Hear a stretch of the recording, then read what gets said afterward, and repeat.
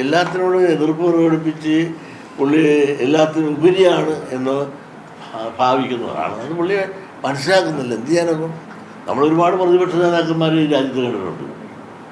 പുള്ളി ഇപ്പോഴേ മുഖ്യമന്ത്രിയാകാനുള്ള റിഹേഴ്സലാണ് നടത്തിക്കൊണ്ടിരിക്കുന്നുണ്ട്. അതല്ലെങ്കിൽ ഇതുപോലുള്ള ഒരു ഒരു സ്റ്റാൻഡേർഡ് രീതിയിലുള്ളൊരു സമീപനവും പിന്നെ അതുപോലെ തന്നെ സംസാരവും പുള്ളിക്ക് കാണുന്നില്ല.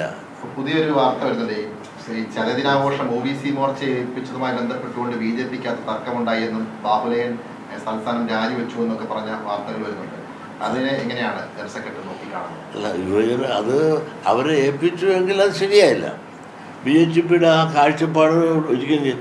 കാരണം ചതയദിനാഘോഷം അവരുടെ BJPയുടെ പോഷക സംഘടനയായ ഈ മോർച്ചയാണ്, OBC മോർച്ച ഏൽപ്പിച്ചുവെങ്കിൽ അത് അങ്ങേയറ്റം മോശമായിപ്പോയി, അങ്ങേറ്റം പ്രതിഷേധാർഹവുമാണ്.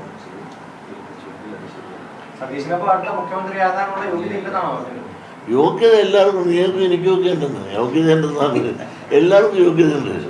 പക്ഷേ യോഗ്യത ഉണ്ടെന്ന് നമ്മൾ ഭാവിച്ചാൽ പോരല്ല. നമ്മളെ അതിനുള്ള യോഗ്യതയ്ക്ക് തിരഞ്ഞെടുക്കുന്നത് ആരാണ്?